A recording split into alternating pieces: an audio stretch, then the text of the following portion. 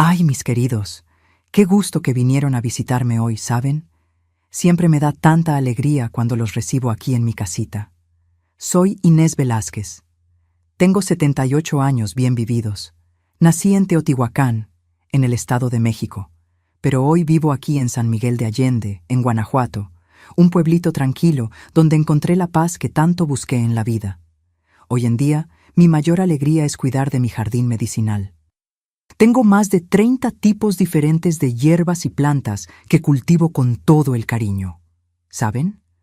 Hay gente que piensa que una planta es solo una planta, pero cada una tiene su temperamento, sus necesidades. Algunas necesitan más agua, otras más sol, algunas crecen mejor en la sombra. Las conozco a cada una como si fueran mis hijas. Comencé con este jardín hace casi 20 años, cuando me mudé para acá. Fue una vecina, doña Lupita, quien me dio los primeros retoños. Pobrecita, ya partió de este mundo, pero dejó este regalo que transformó mi vida. Al principio era solo un rinconcito pequeño con hierbabuena, romero y albahaca. Hoy tengo hasta plantas que vinieron de lejos, traídas por amigos o que encargué de otros lugares. Estoy sentada aquí en mi portal de madera, mirando mi jardín mientras platico con ustedes. La tarde está fresca, el cielo tiene ese azul que solo el interior de Guanajuato tiene. Desde aquí se pueden ver las montañas a lo lejos y sentir el aroma de mis hierbas mezclado con el café que acabo de colar en el lienzo. ¿Hay algo mejor? ¿Y saben qué más me alegra? Compartir mis historias con ustedes. Por eso, si les está gustando escucharme, no olviden dejar su like y suscribirse al canal, ¿eh? Eso ayuda mucho a esta viejita a seguir contando sus historias. Y ustedes, mis amores que me están viendo ahora, cuéntenme aquí en los comentarios desde qué rinconcito de nuestra América Latina me están viendo. ¿Y a qué horita de su día encontraron el video de esta abuelita platicadora? ¿Están tomando un cafecito por la mañana, descansando después de la comida o ya preparándose para dormir? Leo todos los comentarios, ¿eh? Me hace un bien enorme saber que hay gente de todos lados escuchando mis historias. Hoy les voy a contar una historia que guardé por mucho tiempo dentro del pecho. No es fácil hablar de esto, pero creo que llegó la hora. Es sobre familia, sobre poder y sobre cómo la ambición puede transformar a las personas.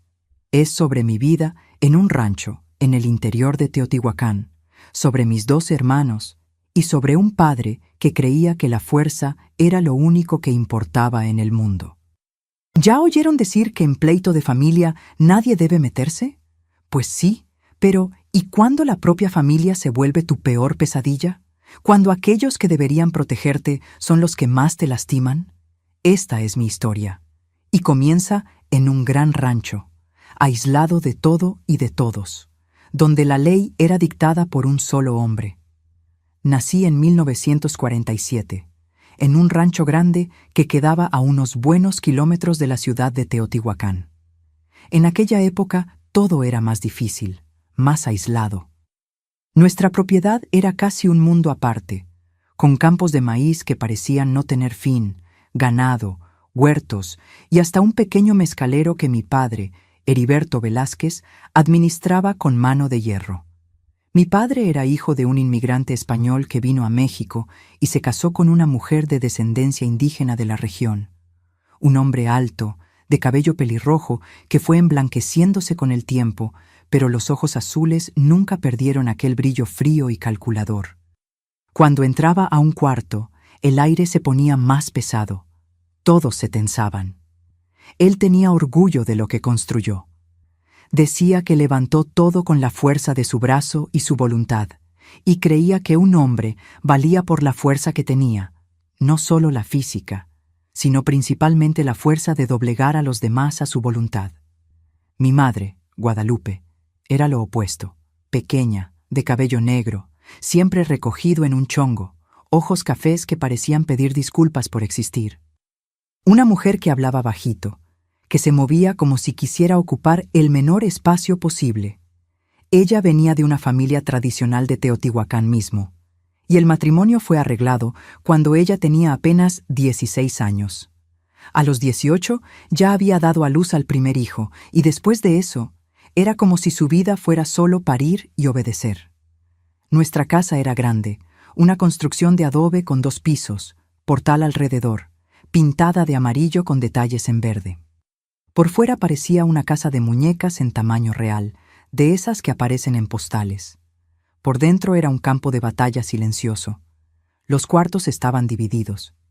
Mis hermanos mayores en un lado, los más jóvenes en otro, y yo, la única niña, tenía un cuartito pequeño al lado del cuarto de mis padres para estar vigilada, como decía mi padre, pero hoy entiendo que era para que nunca tuviera un momento de privacidad o libertad.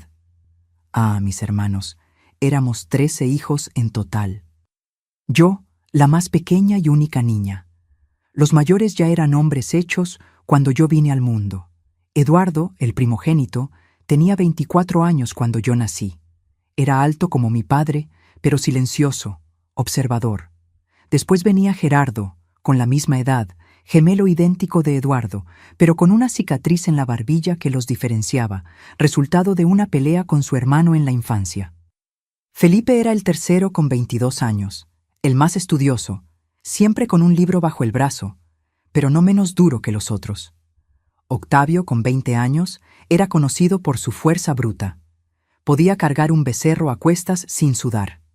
Carlos, con 19 años, era el más cercano a mi padre, siempre siguiendo sus pasos, queriendo su aprobación.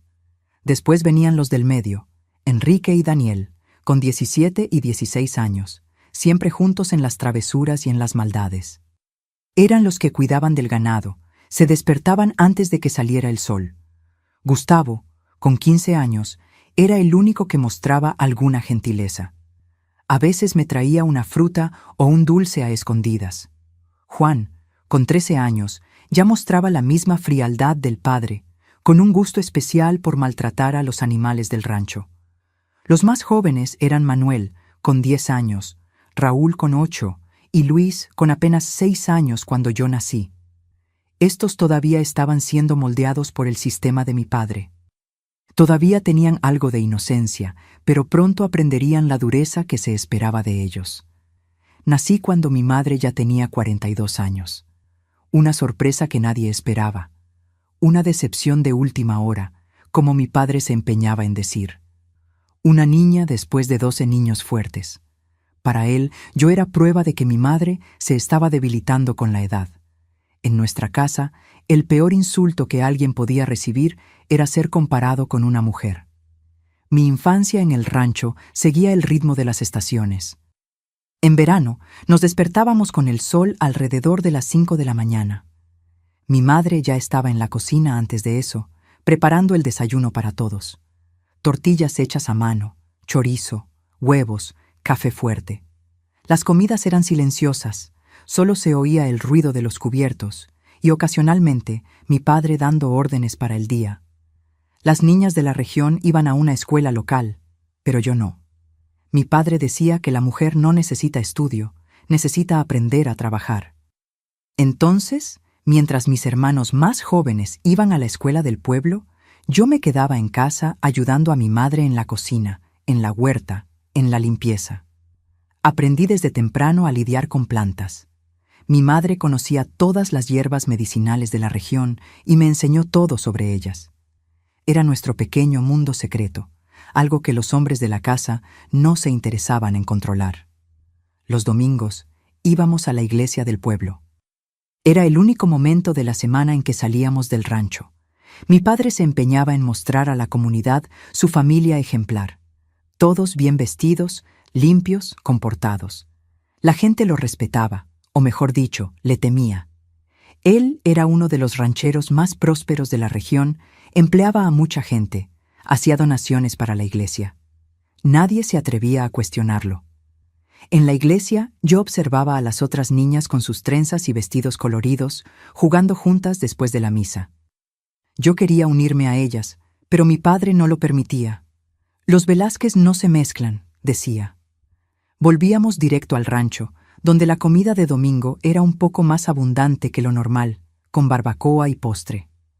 A medida que fui creciendo, comencé a notar algo extraño en la dinámica entre mis hermanos. No era solo la rivalidad normal entre muchachos, era algo más profundo, más calculado. Mi padre lo incentivaba. En las comidas, preguntaba qué había hecho cada uno de digno aquel día. Los que no tenían nada que mostrar eran humillados. Los que mostraban resultados recibían un breve gesto de aprobación, el máximo de cariño que él demostraba. Con 6 años, yo ya sabía mi lugar en aquella casa. Era invisible, a no ser cuando necesitaban a alguien para culpar por algo. Cosa de mujer, decía mi padre cuando algo salía mal. Si las tortillas no quedaban bien, si una gallina moría, si el tiempo cambiaba inesperadamente, todo podía ser culpa de la debilidad femenina que yo y mi madre representábamos. Me acuerdo de una vez cuando tenía cerca de 8 años. Agarré uno de los cuchillos de la cocina y fui al campo, decidida a ayudar en la cosecha como mis hermanos. Quería mostrar que también era fuerte, que también podía trabajar. Felipe me vio y me arrancó el cuchillo de la mano con tanta fuerza que me corté el dedo. Mujer con cuchillo solo sirve para cortarse a sí misma, dijo, riéndose. Volví a casa llorando y mi madre cuidó de la herida en silencio, solo susurrando. Aprende tu lugar, niña, o te quebrarán. Fue alrededor de esa edad que comencé a notar cambios en el rancho. Mi padre estaba envejeciendo, volviéndose más irritado, más impaciente. Los negocios del rancho iban bien, pero él parecía insatisfecho con sus hijos.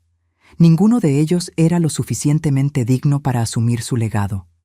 Fue cuando comenzó a lanzar a los hermanos unos contra otros, como si probara quién sería el más fuerte, el más decidido, el más parecido a él.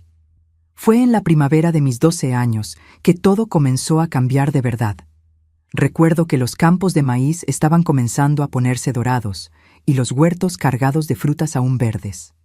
El olor a tierra mojada entraba por las ventanas todas las mañanas después de la lluvia de la noche.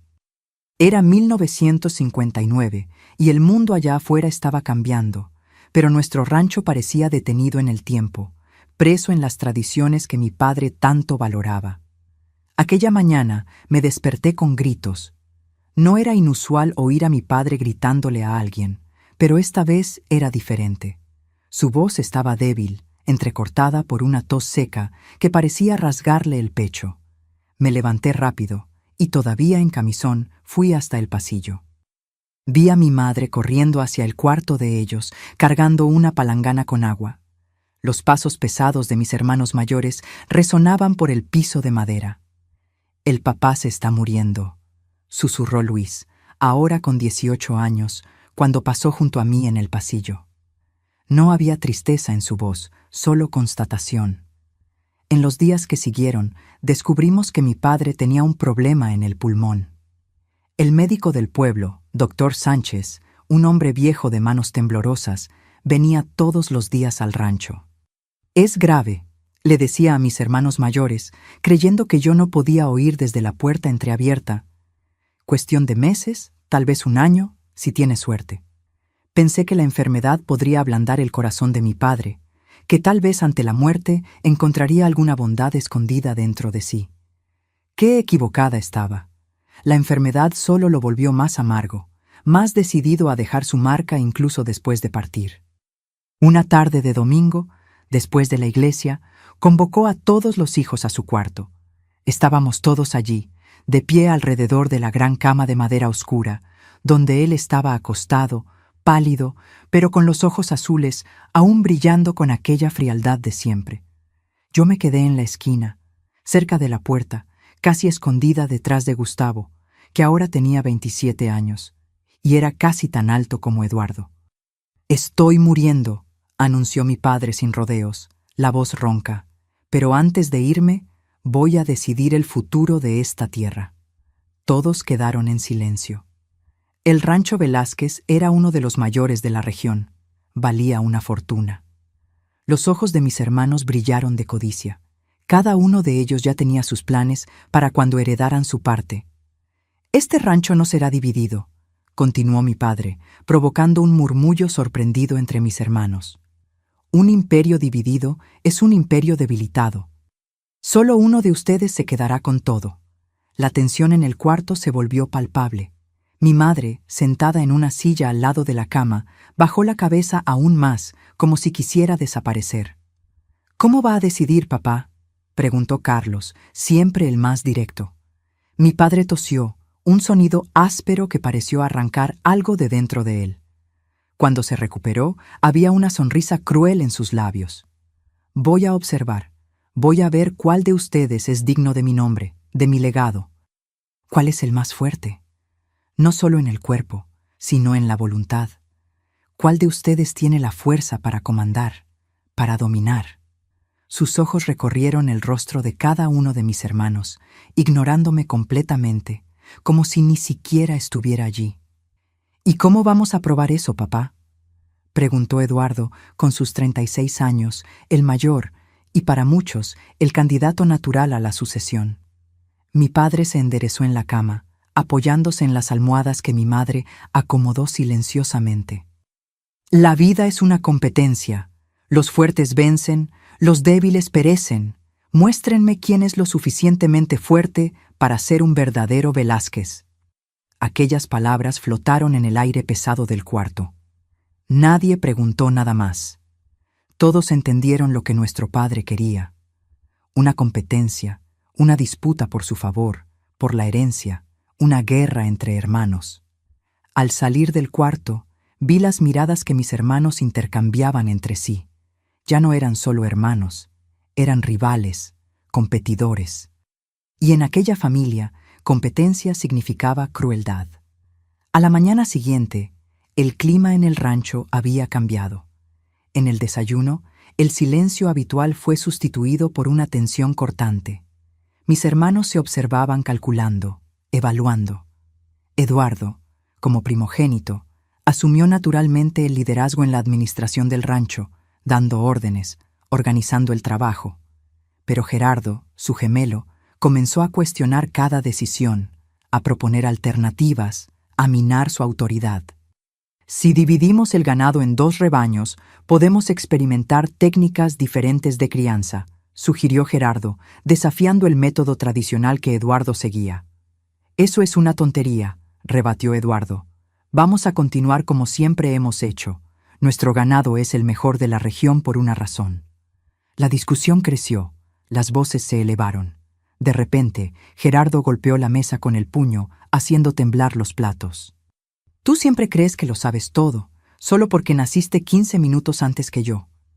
Eduardo se levantó, los ojos relampagueando. «Yo sé más porque aprendí más. Mientras tú andabas por ahí, perdiendo el tiempo con las muchachas del pueblo, yo estaba aquí aprendiendo con papá». Fue cuando Carlos intervino, con aquella voz calma que escondía una ambición feroz. «Tal vez papá quiera ver ideas nuevas. Al final, hacer siempre de la misma manera no muestra fuerza, muestra miedo a cambiar». Los otros hermanos comenzaron a tomar partido, unos apoyando a Eduardo, otros a Gerardo o Carlos. Lo que comenzó como una discusión sobre el manejo del ganado se transformó en una batalla por el poder. Desde su cuarto, mi padre oía todo. Más tarde, supe por mi madre que él sonreía mientras escuchaba a los hijos peleando. Las semanas siguientes fueron una pesadilla creciente. La competencia se extendió por todos los aspectos de la vida en el rancho. Daniel y Enrique, que antes eran inseparables, ahora competían para ver quién conseguía ordeñar más vacas, quién producía más leche, quién vendía a mejor precio en la ciudad. Octavio usaba su fuerza bruta para intimidar a los hermanos más jóvenes, especialmente a Manuel y Raúl, que todavía trataban de encontrar su lugar en la nueva dinámica. Felipe, siempre el más calculador, comenzó a hacer anotaciones detalladas sobre el desempeño de cada hermano, como si estuviera compilando evidencias para presentar al padre. Juan, con su crueldad natural, encontró nuevas formas de sabotear el trabajo de los otros, dejando puertas abiertas, por accidente, mezclando semillas, escondiendo herramientas. En medio de este caos, yo trataba de volverme invisible. Continuaba ayudando a mi madre en la cocina, en la limpieza, en el cuidado de mi padre enfermo, pero pronto percibí que me había convertido en algo más en la ecuación enfermiza creada por mi padre, un instrumento de medición. Todo comenzó en una tarde caliente de enero. Estaba en el jardín de atrás, recogiendo algunas hierbas para mi madre, cuando sentí una sombra sobre mí. Era Octavio, con su corpachón bloqueando el sol. Me miraba de una manera extraña, evaluadora. «¿Qué pasa?», pregunté incómoda con aquella mirada. «Nada», respondió, pero no se fue. Se quedó allí observándome. De repente, agarró mi brazo con fuerza. «Ven conmigo». «Suéltame, Octavio, me estás lastimando». Él ignoró mis protestas y me arrastró hasta el granero. Allí dentro estaba Juan sentado en un fardo de heno, afilando un cuchillo. «Traje a la niña», anunció Octavio, empujándome hacia adelante. Juan levantó la mirada del cuchillo, sus ojos negros estudiándome como si yo fuera un animal a ser sacrificado. «¿Para qué?». «Para mostrar quién manda. Papá está mirando. Él quiere ver quién tiene pulso, quién sabe poner orden». Juan sonrió, una sonrisa que me heló el alma. «¿Y tú crees que maltratar a una niña va a impresionar a papá?». Octavio se encogió de hombros. «No es cualquier niña, es una Velázquez, y si es débil, necesita aprender su lugar». Fue entonces que entendí. Me había vuelto parte de la prueba, parte de la competencia. Quien consiguiera dominarme, mostrar poder sobre mí, ganaría puntos a los ojos de mi padre. «No pueden lastimarme», traté de decir, la voz temblorosa. «Mamá le contará a papá». Juan se rió. «¿Mamá? ¿Aquella que nunca levanta la voz? ¿Aquella que baja la cabeza para todo? ¿Tú crees realmente que irá contra nosotros?». Él tenía razón, y eso dolió más que cualquier amenaza física. Mi madre no me protegería. No podía. Ella misma vivía bajo el mismo régimen de miedo. «¿Qué quieren de mí?», pregunté, tratando de ganar tiempo, buscando una salida. «Queremos que entiendas cómo funcionan las cosas ahora», dijo Octavio cruzando los brazos.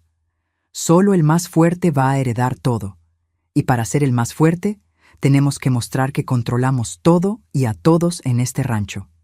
Aquel día ellos no me lastimaron físicamente, solo me asustaron, me amenazaron, mostraron el poder que tenían sobre mí. Me hicieron limpiar el granero entero bajo sus miradas, arrojándome tareas extras, criticando cada movimiento. Era una demostración, un aviso de lo que estaba por venir. Cuando finalmente me dejaron ir, corrí a la cocina, donde mi madre preparaba la cena. Ella vio mi rostro pálido, mis manos temblorosas. «¿Qué pasó?», preguntó bajito. «Octavio y Juan me hicieron limpiar el granero, estuvieron amenazándome». Mi madre suspiró, sus ojos llenándose de lágrimas que ella rápidamente secó en la manga del vestido. «Va a empeorar», susurró. «Tu padre, él hizo esto a propósito». «¿Hizo qué?». «Él sabía que ellos te iban a usar así. Es parte de su prueba». Miré a mi madre incrédula. «¿Papá quiere que me maltraten?».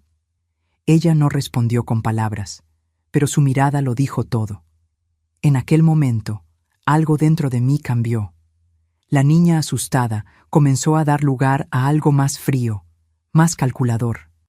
Si yo era parte del juego, tal vez podría aprender las reglas. Y tal vez, solo tal vez, encontrar una manera de volverlo contra los jugadores. En las semanas que siguieron a aquella tarde en el granero, percibí que mi vida había cambiado para siempre. Lo que comenzó con Octavio y Juan pronto se extendió a todos mis hermanos. Era como si me hubiera convertido en un trofeo ambulante, una prueba de fuerza a ser exhibida para nuestro padre moribundo. Recuerdo una mañana en que estaba en la cocina ayudando a mi madre a preparar el desayuno. Eduardo entró con aquel modo autoritario de siempre, miró alrededor y me señaló. «Inés, vas a limpiar mi despacho hoy. Quiero todo impecable». Antes de que pudiera responder, Gerardo apareció en la puerta.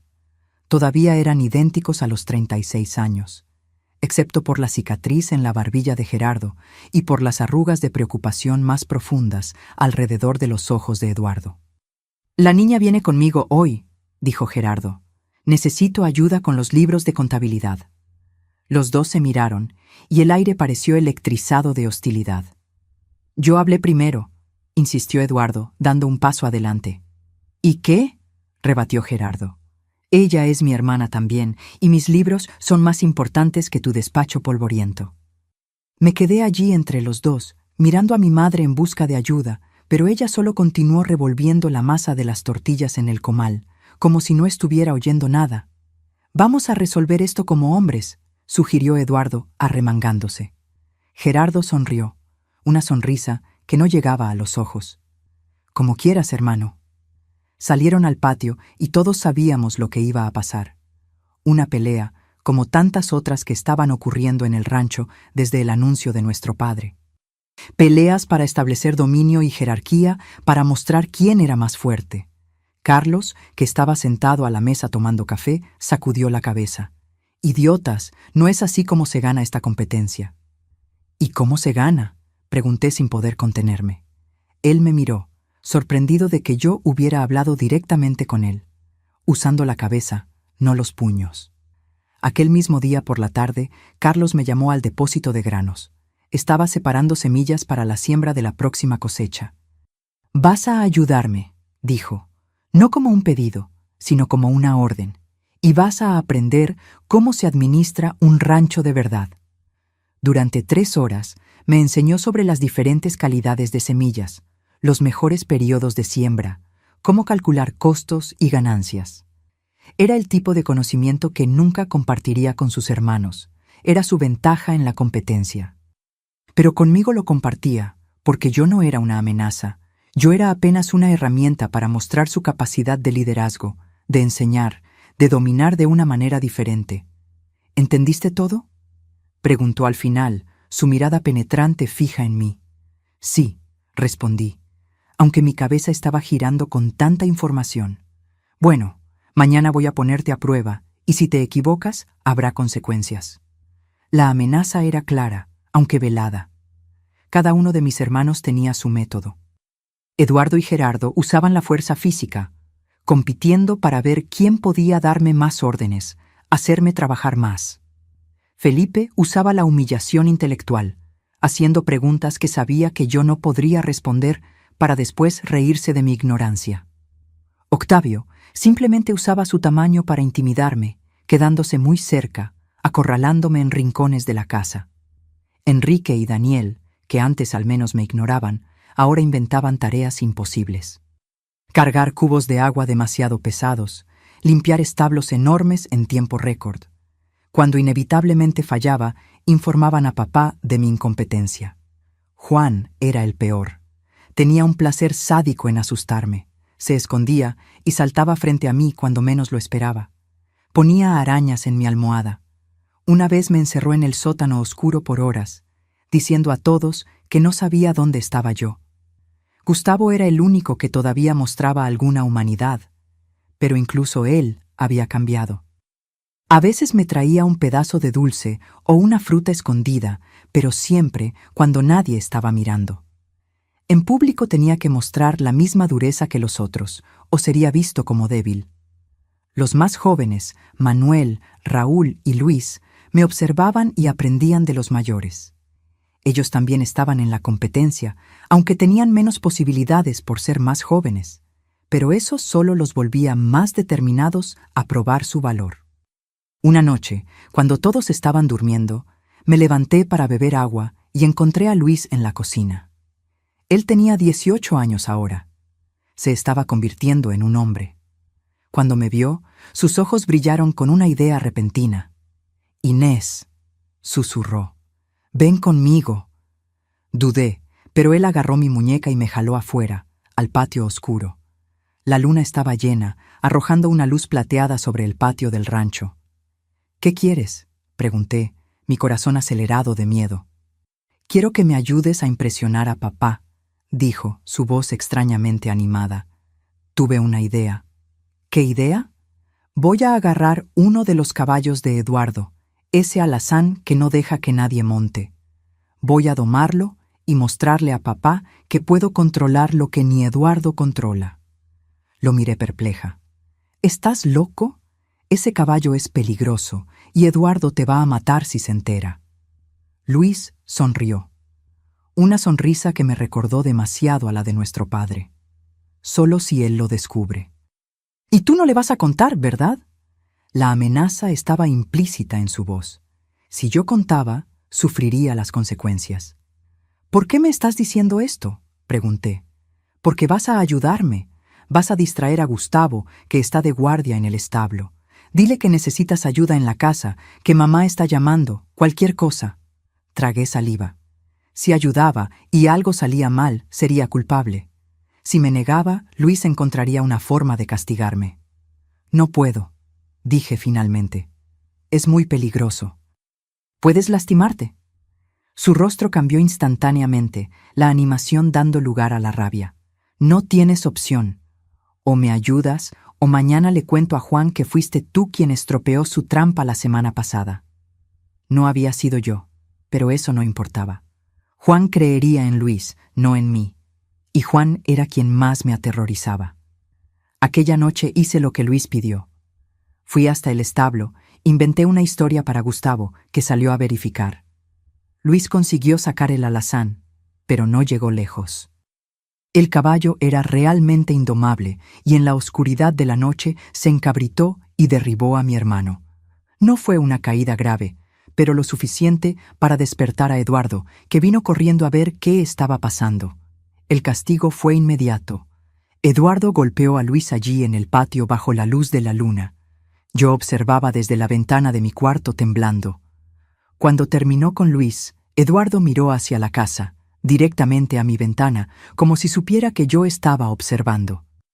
Su mirada decía claramente: «Tú eres la siguiente». A la mañana siguiente, Eduardo me encontró en la huerta. No dijo nada, solo me agarró por el brazo y me arrastró hasta el cuartito de las herramientas. Allí me empujó contra la pared. «¿Ayudaste a Luis anoche?», dijo, su voz peligrosamente calma. Él me obligó, traté de explicar, las lágrimas ya corriendo por mi rostro. «No me interesa. Desobedeciste. Elegiste un lado, el lado equivocado».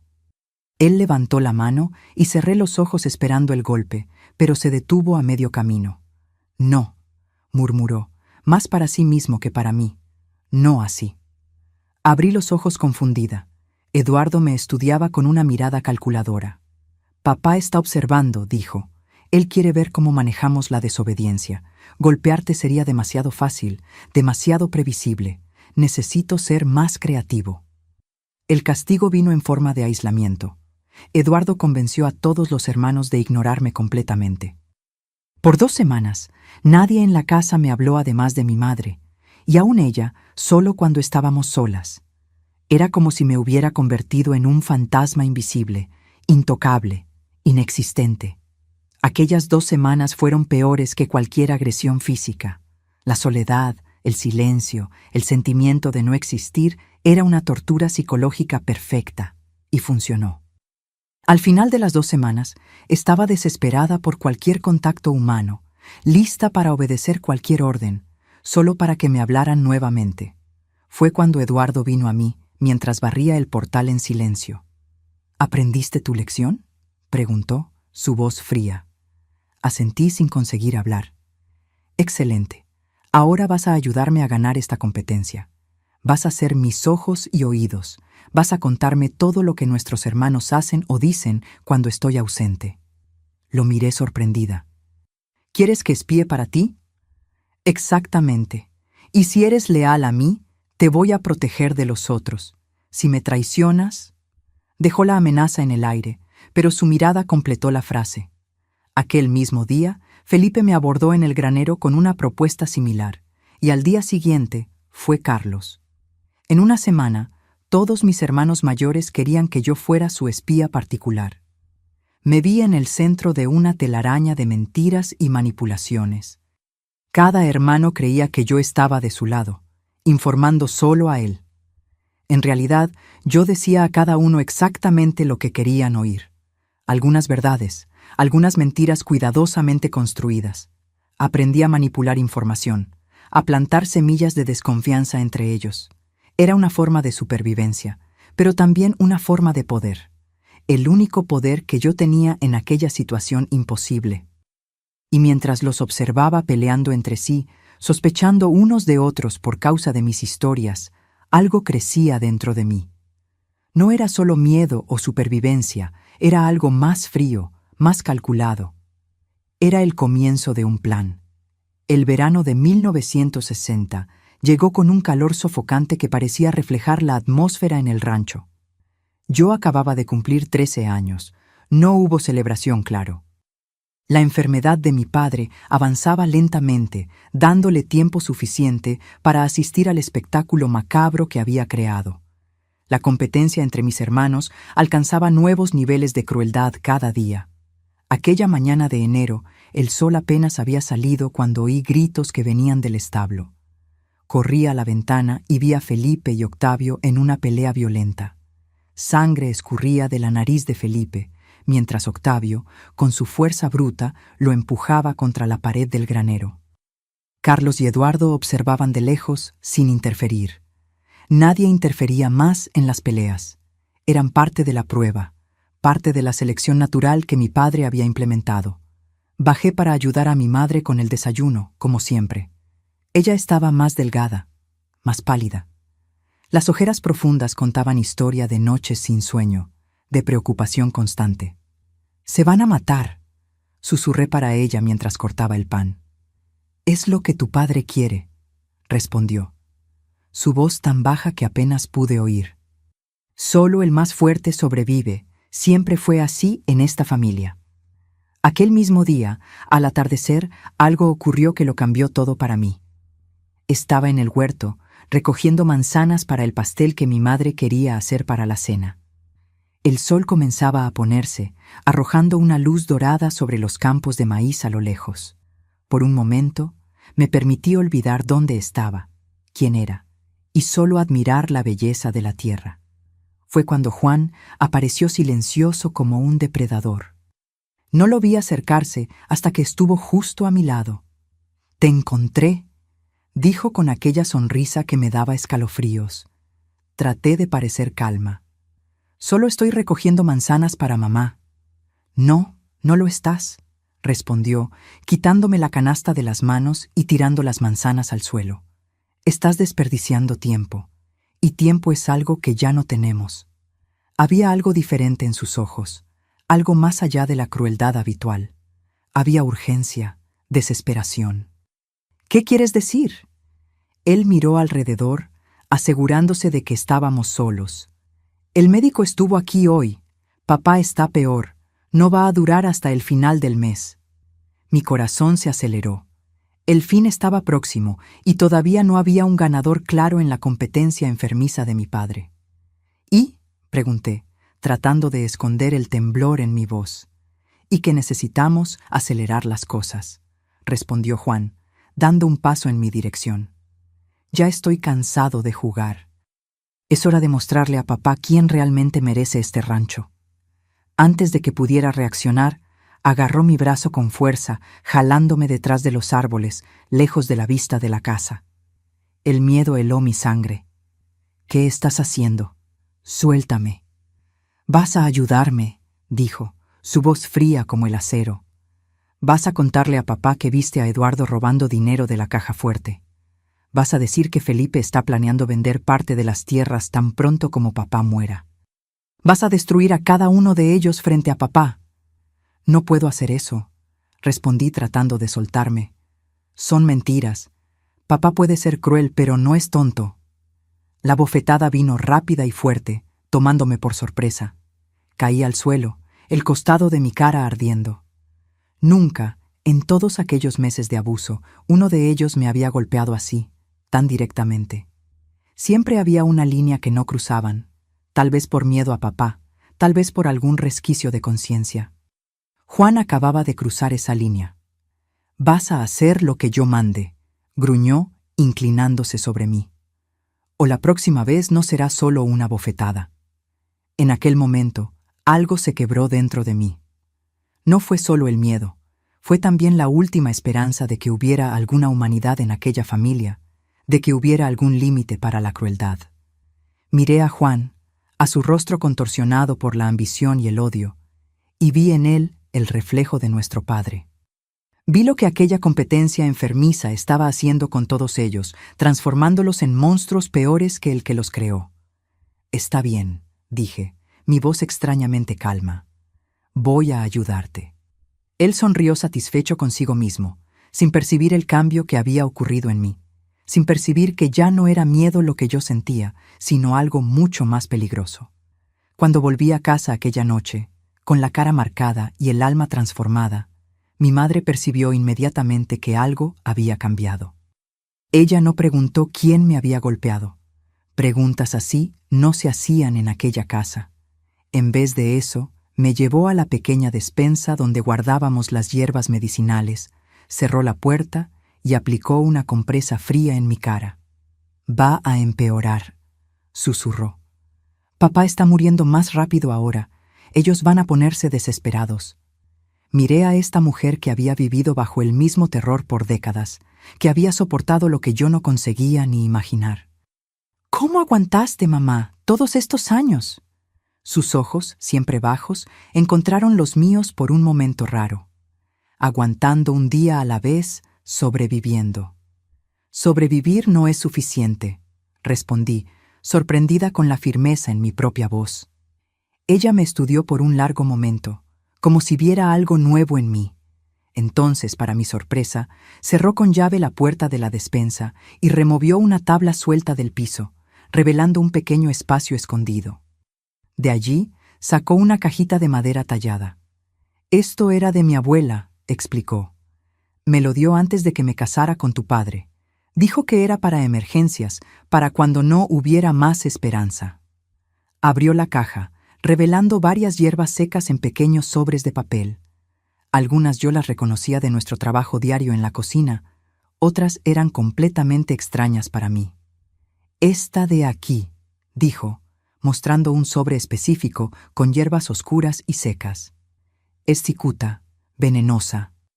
Una pequeña cantidad puede causar parálisis, insuficiencia respiratoria.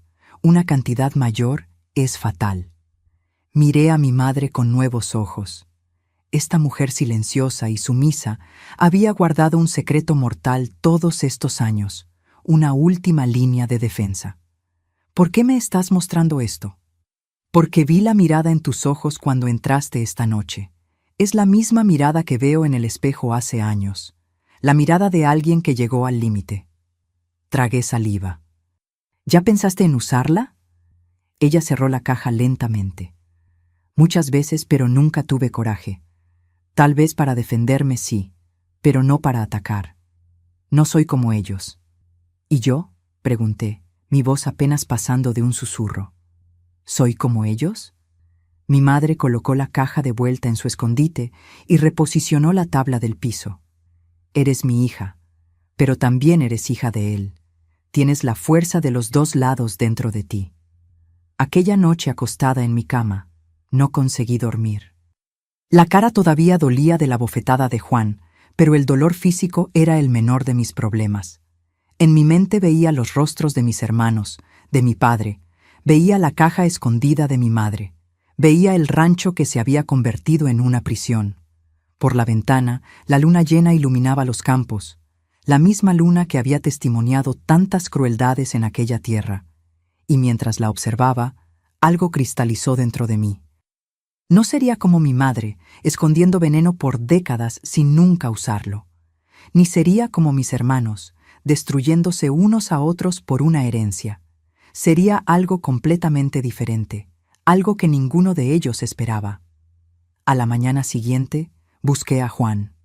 Estaba en el granero, solo, verificando los arreos de los caballos. Estoy lista para ayudar, anuncié. Mi voz firme. Él se volvió sorprendido. Esperaba resistencia, lágrimas, no esta aceptación directa. ¿Qué te hizo cambiar de opinión? Me di cuenta de que tienes razón, respondí, manteniendo el rostro inexpresivo. Papá está muriendo. Pronto uno de ustedes va a heredar todo. Quiero estar del lado del ganador.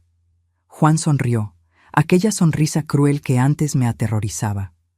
Ahora no sentía más miedo, solo una determinación fría. Lista, dijo. Siempre supe que había más de nuestra familia en ti de lo que aparentaba. ¿Qué quieres que haga? Primero quiero que espíes a Eduardo. Está muy cerca de papá últimamente, siempre en su cuarto. Quiero saber qué conversan. Asentí obedientemente. Y después vamos a derribar a cada uno de mis hermanos, uno por uno, y tú vas a ayudarme. Concordé nuevamente, pero internamente una voz muy diferente respondía. Sí, vamos a derribarlos a cada uno, pero no como tú imaginas. Aquella misma tarde, busqué a Gustavo. Estaba en la huerta, la sombra larga de los árboles, ya cubriendo los surcos de verduras. De todos mis hermanos, él era el único que todavía mostraba alguna humanidad, alguna compasión. Gustavo, llamé bajito, ¿puedo hablar contigo? Él miró alrededor verificando si estábamos solos. ¿Qué pasa, Inés?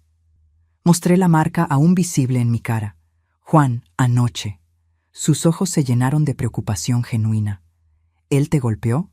Sí, y quiere que le ayude a destruirlos a todos ustedes. Quiere que mienta a papá, que espíe, que sabotee. Gustavo pasó la mano por el cabello, claramente angustiado. Esto está yendo demasiado lejos. Papá creó monstruos con esta competencia. Necesito tu ayuda, dije, mi voz urgente. No puedo enfrentarlos sola. Él dudó y vi el conflicto en sus ojos. Ayudarme significaba arriesgar su propia posición en la disputa por la herencia. Por favor, insistí, si no me ayudas, ¿quién lo hará? Fue en ese momento que vi una decisión formarse en su rostro. Voy a ayudarte, Inés, pero tenemos que ser cuidadosos, muy cuidadosos. Aquella conversación con Gustavo fue el primer paso de mi plan. No plan de fuga o de mera supervivencia, un plan de justicia, de venganza. Febrero llegó con lluvias intensas que transformaron los campos en lodazales y dejaron la casa húmeda y fría. Mi padre empeoraba cada día, lo que aumentaba la urgencia de mis hermanos en conquistar su favor. El rancho se había convertido en un campo minado, donde cada palabra, cada mirada, cada gesto podía desencadenar explosiones de violencia. Pero mientras ellos se concentraban en destruirse unos a otros, yo silenciosamente tejía mi telaraña. El plan que comenzó en aquella conversación con Gustavo ahora ganaba forma y sustancia. No sería una fuga desesperada, ni un intento de supervivencia. Sería una demolición cuidadosa de todo lo que ellos más valoraban. Gustavo se convirtió en mi aliado más improbable y valioso. A los 28 años, ocupaba una posición peculiar en la jerarquía de mis hermanos.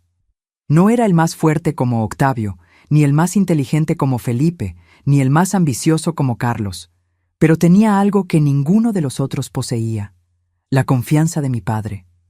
Papá me pidió que revisara los libros contables, me contó Gustavo una noche, mientras nos encontrábamos escondidos en el antiguo depósito de herramientas abandonado. Creo que sospecha que alguien está desviando dinero. ¿Y alguien lo está? Pregunté ya sabiendo la respuesta. Gustavo asintió, su rostro serio iluminado apenas por la débil luz del quinqué. Enrique lo viene haciendo hace meses, pequeñas cantidades, pero que suman un valor considerable. Esa información era exactamente lo que yo necesitaba. Enrique, que junto con Daniel comandaba el sector de ganado del rancho, siempre fue uno de los más crueles conmigo. Sus tareas imposibles me habían dejado exhausta y humillada innumerables veces. ¿Papá ya sabe que es él? No, solo sabe que hay discrepancias en los números. Me pidió que investigara discretamente. Me incliné hacia adelante, mi voz baja y urgente. ¿Y si te ayudara a probar, si consiguiéramos atrapar a Enrique con las manos en la masa? Gustavo dudó. Sería arriesgado para ti. Ya estoy en riesgo todos los días, Gustavo. Al menos así puedo cambiar el juego. Al día siguiente, puse el plan en acción. Sabía que Enrique guardaba el dinero desviado en una lata enterrada cerca del gran roble, en el fondo de la propiedad. Gustavo había descubierto el escondite días antes. Todo lo que necesitábamos era hacer que mi padre lo descubriera también. Fue más fácil de lo que imaginé. Durante la cena, mientras servía la comida, papel que había asumido desde que mi madre enfermó con una gripe fuerte, dejé caer accidentalmente algunas monedas cerca del lugar de Enrique. ¿Qué es eso?, preguntó mi padre, su voz débil, pero aún autoritaria desde la cabecera de la mesa. Enrique palideció visiblemente. Solo algunas monedas de mi bolsillo. ¿Tantas?, cuestionó Felipe, siempre atento a los detalles. Parece demasiado dinero para andar en el bolsillo. No es de tu incumbencia, replicó Enrique, pero el daño ya estaba hecho. Mi padre, aún enfermo, nunca perdía una oportunidad de poner a prueba a sus hijos. Enrique lo llamó. Ven a mi cuarto después de la cena. Quiero hablar sobre los negocios del ganado. Aquella noche, los gritos de mi padre, aún débiles debido a la enfermedad, resonaron por la casa. Enrique estaba acabado. Las pruebas presentadas por Gustavo eran irrefutables. A la mañana siguiente, Enrique partió antes del amanecer, expulsado del rancho y desheredado. Mi primer objetivo había caído. Daniel, ahora sin su compañero habitual, quedó vulnerable. Era el más débil de los dos, siempre siguiendo a Enrique en vez de liderar. Sin su hermano para protegerlo, se convirtió en blanco fácil para los otros, especialmente para Juan, que vio en él una oportunidad de demostrar su poder. Durante las semanas siguientes, observé mientras Juan sistemáticamente quebraba a Daniel, humillándolo delante de los otros, saboteando su trabajo, esparciendo rumores sobre su incompetencia. No necesité intervenir. Bastó esperar y dejar que la crueldad de Juan hiciera mi trabajo. Menos de un mes después de la partida de Enrique, Daniel también huyó en medio de la noche, incapaz de soportar más humillaciones. 2 objetivos eliminados, sin que yo necesitara ensuciar mis propias manos. Pero Juan... Juan merecía algo especial. La bofetada que me dio aquel día en el huerto había plantado una semilla de odio que ahora florecía en un plan meticuloso. Él era el más peligroso de mis hermanos, el más despiadado, aquel que sentía placer genuino en causar dolor. Y también era descuidado, impulsivo. Mi madre, recuperada de la gripe, continuaba enseñándome sobre hierbas. Ahora, no solo las medicinales, sino también las peligrosas. La cicuta que ella guardaba en su escondite secreto era apenas una entre muchas plantas con propiedades que podían ser útiles. «Esta es belladona», me explicó una tarde, mostrándome una planta de flores púrpuras y bayas negras brillantes en el fondo de la huerta, escondida entre las verduras. En pequeñas dosis causa confusión, alucinaciones. Los antiguos la llamaban hierba de las brujas. No necesité más explicaciones.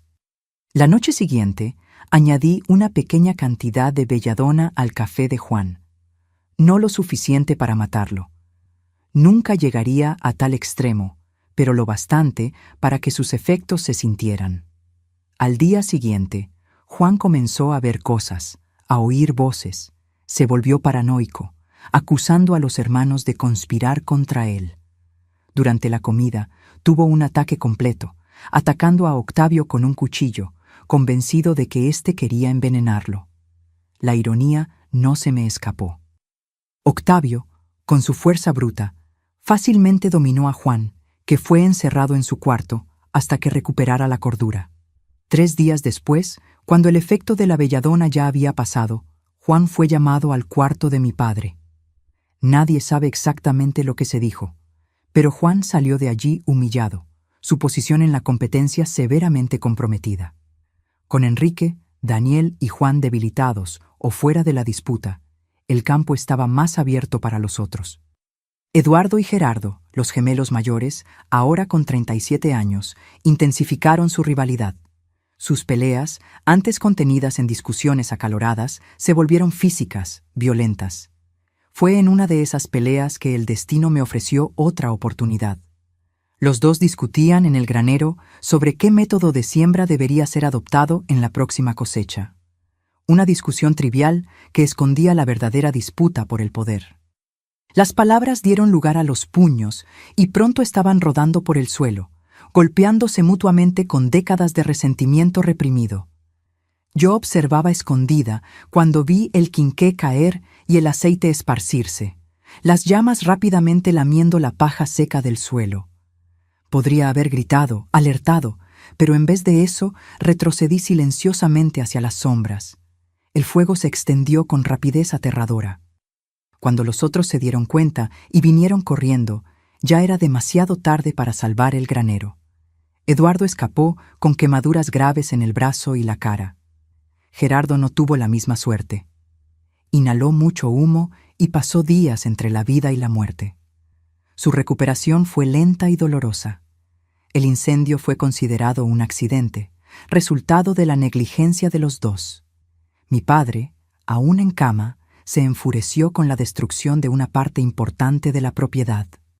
Para él, aquello demostraba debilidad, incompetencia, cualidades imperdonables en un heredero.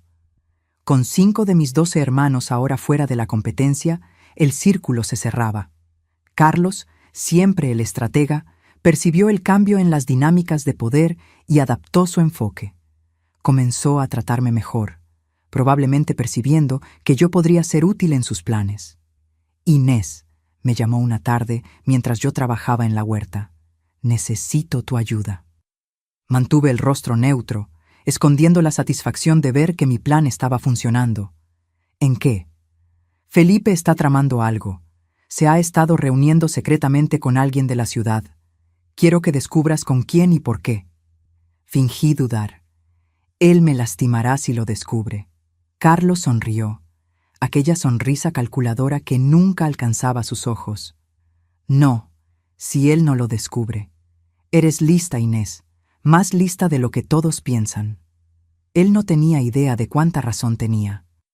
En las semanas siguientes, alimenté a Carlos con informaciones cuidadosamente seleccionadas sobre Felipe. Algunas verdaderas, otras fabricadas. Felipe realmente estaba encontrándose con alguien de la ciudad, una joven viuda que había heredado tierras vecinas a las nuestras. Su plan era casarse con ella y unir las propiedades, fortaleciendo su posición para la sucesión. Pero la versión que conté a Carlos era diferente. En mi historia, Felipe planeaba vender parte de las tierras del rancho para pagar deudas de juego secretas, usando documentos falsificados con la firma de mi padre.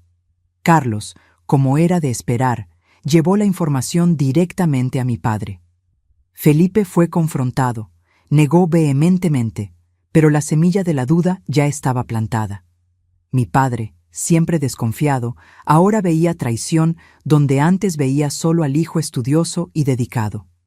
Felipe se dio cuenta de que había sido saboteado, pero no sabía por quién.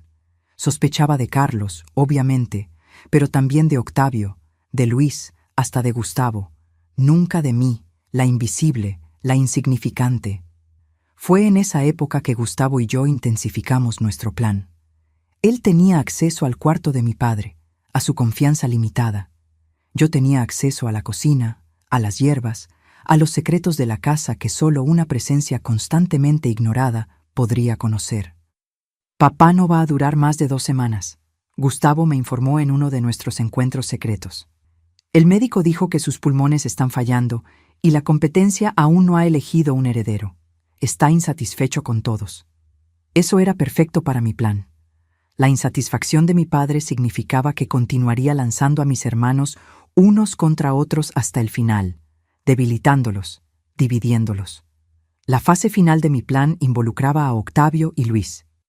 Octavio, con su fuerza bruta e inteligencia limitada, era fácil de manipular. Luis, el más joven de mis hermanos mayores, ahora con 19 años, tenía la impetuosidad de la juventud combinada con la crueldad aprendida de los otros.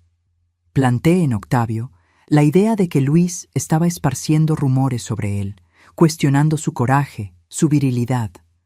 A Luis le sugerí que Octavio planeaba perjudicarlo, impedirle mostrar su valor a papá. El enfrentamiento entre ellos era inevitable. Y vino más rápido de lo que esperaba. Durante una cacería, una de las pocas actividades que mi padre aún valoraba, aunque ya no pudiera participar, Octavio y Luis se separaron del grupo. Solo uno volvió. El cuerpo de Luis fue encontrado al pie de un barranco, el cuello roto en la caída. Octavio alegó que fue un accidente, que Luis resbaló. Nadie cuestionó abiertamente, pero las miradas intercambiadas durante el funeral improvisado lo decían todo. Un Velázquez más eliminado de la competencia, esta vez permanentemente. La culpa por lo que pasó con Luis a veces todavía me persigue.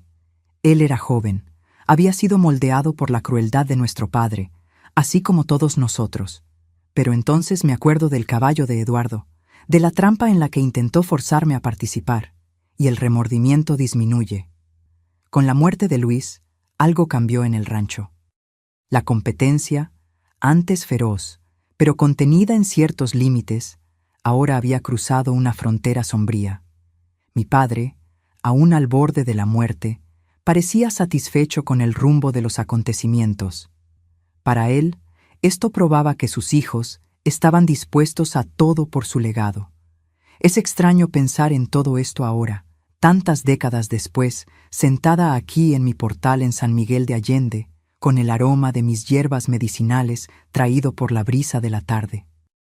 A veces parece que fue en otra vida, como si aquella niña asustada en el rancho en Teotihuacán fuera otra persona, no yo. Mi padre murió en marzo de 1960, exactamente como el médico predijo. Sus últimos días los pasó observando la guerra que él mismo creó, sus hijos destruyéndose unos a otros por la oportunidad de heredar su imperio. Cuando finalmente partió, no hubo lágrimas verdaderas, solo un alivio silencioso que nadie se atrevía a admitir. El testamento fue abierto la semana siguiente. Para sorpresa de todos, mi padre no había elegido a un único heredero. En vez de eso, dividió el rancho en partes desiguales. Carlos recibió la casa principal y los campos de maíz. Octavio se quedó con el ganado, Felipe con los huertos y el mezcalero. Manuel y Raúl, que habían permanecido más al margen de la competencia, recibieron parcelas menores de tierra. Gustavo ganó una suma en dinero, y para mí, mi padre dejó lo que consideraba el menor de los regalos: la pequeña casa de mi abuela materna en las afueras de Teotihuacán y un pedazo de tierra adyacente. Para la niña que poco vale y poco se da, decía el testamento en sus palabras crueles. Lo que él no sabía, lo que ninguno de ellos sabía, era que aquella pequeña casa era exactamente lo que yo quería. Libertad, un lugar solo mío, lejos de ellos. A los 13 años, claro, no podía vivir sola. Mi madre, libre del yugo de mi padre por primera vez en décadas, vino a vivir conmigo. En los años que siguieron, vi de lejos lo que pasó con mis hermanos y el rancho que tanto disputaron. Como había previsto, la división de las tierras fue el comienzo del fin. Sin la unidad que mi padre tanto valoraba, la propiedad se fue fragmentando cada vez más. Carlos y Octavio entraron en disputas constantes por fronteras. Felipe vendió su parte y partió para la Ciudad de México. Manuel y Raúl, nunca preparados para administrar tierras, se endeudaron y perdieron todo con los bancos. En menos de una década, el gran rancho Velázquez, otrora símbolo de poder y prosperidad, estaba irreconocible, dividido y vendido a extraños en pedazos cada vez más pequeños. Mientras tanto, en nuestra pequeña casa, mi madre y yo florecíamos. Transformé el terreno en un jardín de hierbas medicinales, usando el conocimiento que ella me había transmitido. Pronto, la gente de la región comenzó a buscarnos para remedios naturales, pomadas, tés curativos. Ganamos una reputación, no de riqueza o poder, sino de curación y sabiduría. Mi madre vivió hasta los 89 años, partiendo serenamente en 1994. Fueron casi 4 décadas de una vida tranquila, marcada no por el miedo, sino por el respeto mutuo y por el amor que nunca pudo expresar abiertamente durante su matrimonio. Tras su muerte, decidí que era hora de dejar Teotihuacán atrás de una vez. Los fantasmas eran muchos y, aun décadas después, todavía me cruzaba ocasionalmente con alguno de mis hermanos sobrevivientes en el pueblo. Miradas eran intercambiadas, pero palabras nunca. Fue así como llegué a San Miguel de Allende en 2005. Tenía 58 años, viuda. Me casé brevemente en la década de los 70 con un profesor gentil que partió demasiado pronto, sin hijos, pero con una vida entera de conocimiento sobre plantas medicinales. aquí encontré paz. Este pequeño pueblo de Guanajuato me acogió sin preguntas sobre mi pasado. Compré esta casa con su patio generoso y recreé mi jardín de hierbas. Pronto hice amistades, verdaderas amistades basadas en respeto y cariño, no en miedo o poder. Doña Lupita, mi primera amiga aquí, fue quien me dio los retoños iniciales para el jardín. Ella partió hace algunos años, pero su legado continúa en las plantas que florecen cada primavera. Está don Justino, de 82 años, que pasa por aquí todos los jueves para tomar un café y traerme algún retoño nuevo que encontró en sus caminatas por el campo. Y Margarita, enfermera jubilada, que combina sus conocimientos médicos con mis hierbas para ayudar a quien lo necesita. Mi rutina hoy es simple y predecible, exactamente como me gusta. Me despierto con el sol alrededor de las 6 de la mañana. Tomo mi café en el portal, observando el jardín y las montañas a lo lejos. Después dedico algunas horas a las plantas, recogiendo, secando, preparando remedios caseros. Los martes y jueves abro la puerta para quien quiera venir a buscar hierbas o consejos. No cobro, nunca lo necesité. La gente trae lo que puede: huevos de rancho, un pan casero, ayuda con alguna reparación en la casa. Es una economía de intercambios y favores que funciona perfectamente. Por la tarde me gusta leer. Mi pequeña biblioteca es mi orgullo. Libros que fui coleccionando a lo largo de la vida, de botánica a novelas, de historia a poesía. Por la noche, después de una cena ligera, me siento nuevamente en el portal para ver el cielo estrellado de Guanajuato, tan diferente del cielo del Estado de México de mi infancia. Los fines de semana recibo visitas de mis nietos prestados, los niños del vecindario que me adoptaron como abuela. Les enseño lo que sé sobre plantas, les cuento historias, las alegres, no las sombrías. Hago galletas de canela que adoran. Nunca más volví a Teotihuacán. Supe, por cartas ocasionales de una antigua vecina, que de mis 12 hermanos, solo 3 todavía viven. Octavio, ahora un viejo amargo y solitario. Manuel, que perdió todo y vive de favor en la casa de un hijo. Y Gustavo, el único que construyó una vida decente, lejos de la sombra de nuestro padre.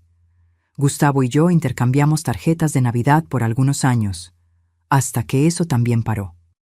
Creo que ambos preferimos dejar el pasado donde pertenece, en el pasado. A veces, cuando estoy en el jardín y siento el olor a tierra húmeda después de la lluvia, o cuando veo el sol poniéndose con aquel tono específico de dorado, soy transportada momentáneamente de vuelta al rancho.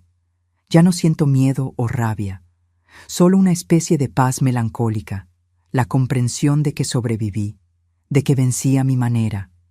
Aquella niña asustada creció y encontró su camino. No a través del odio o la venganza, aunque fueron necesarios en su momento, sino a través de la curación de las plantas, de sí misma y a veces de otros. Hoy, a los 78 años, tengo la vida que elegí para mí. Simple, tranquila, rodeada de verde y de amigos verdaderos. El legado que construí no es de tierras o dinero, sino de conocimiento, de respeto, de gentileza, todo lo que me fue negado en la infancia. Mis queridos que me han acompañado hasta aquí, quisiera decir algunas palabras desde el fondo de mi corazón. Si están pasando por alguna situación de competencia cruel en su familia, como yo pasé, sepan que existe una salida, existe un mañana diferente. Aprendí que la edad no define nuestra fuerza, sino nuestra capacidad de recomenzar cada día. Cuando mis hermanos me veían como débil por ser mujer, estaban plantando las semillas de su propia destrucción, porque subestimaron lo que yo podía hacer. Mis arrugas son mapas de supervivencia. Cada una cuenta una historia de dolor superado. Llevé por mucho tiempo el peso de las decisiones que tomé en aquel rancho, de las manipulaciones que usé para sobrevivir. Pero con el tiempo entendí que aquella niña de 13 años hizo lo que necesitaba hacer para no ser destruida por un sistema cruel. La vida me enseñó que hasta en la oscuridad más profunda, nuestra luz interior nunca se apaga. Incluso cuando Juan me golpeó, cuando Octavio me intimidaba, cuando Felipe me humillaba, yo guardaba dentro de mí una chispa que ellos no podían tocar. Nunca permití que mi dignidad fuera robada, aun cuando intentaron llevarse todo de mí. La dignidad, mis queridos, es la última frontera. Pueden quitarte tu libertad, tu comodidad, hasta tu nombre, pero no pueden quitarte quién eres por dentro, a menos que tú lo permitas. Descubrí que somos más fuertes de lo que imaginamos, especialmente cuando pensamos que no aguantamos más. En aquella despensa oscura, cuando mi madre me mostró la caja con hierbas venenosas, yo estaba en mi punto más bajo, pero fue justamente allí donde encontré mi fuerza. El tiempo no cura todas las heridas, pero nos enseña a vivir con ellas y aún así sonreír. Llevo hasta hoy las marcas invisibles de aquellos años, pero aprendí a no dejar que ellas definan quién soy hoy. Mi historia no es sobre lo que me hicieron, sino sobre cómo elegí responder. Y es eso lo que espero que ustedes se lleven de esta conversación, que siempre tenemos elección, incluso cuando parece que no la tenemos. Si están en una familia donde existe competencia enfermiza, manipulación, abuso, sea del tipo que sea, sepan que pueden escribir un final diferente para su historia. Puede parecer imposible ahora, pero hay un camino. Busquen ayuda, aunque sea una única persona de confianza, como Gustavo fue para mí. Planeen su salida con cuidado. Crean que merecen una vida mejor. Y si conocen a alguien en esa situación, sean el Gustavo de esa persona. A veces, una mano extendida, una palabra de apoyo, puede significar la diferencia entre desistir y encontrar fuerzas para cambiar. Agradezco de corazón a cada uno de ustedes que me escuchó hasta aquí. Compartir esta historia no fue fácil, pero espero que tenga algún valor para quien lo necesita. Mis queridos, si esta historia tocó su corazón, por favor, ahora mismo den clic en suscribirse y activen la campanita. Cada suscripción no es solo un número, es una señal de que estas historias de superación necesitan ser escuchadas. Historias como la mía, de personas que enfrentaron el patriarcado destructivo y sobrevivieron para contarlo. Y dejen en los comentarios la palabra patriarcado, para que yo sepa que vieron hasta el final y entendieron cómo los sistemas familiares opresores pueden destruir vidas, pero también cómo podemos vencerlos. Háganlo ahora. No esperen ni un minuto más. Su participación puede ayudar a que este mensaje llegue a quien realmente necesita oírlo, que hay esperanza del otro lado del dolor.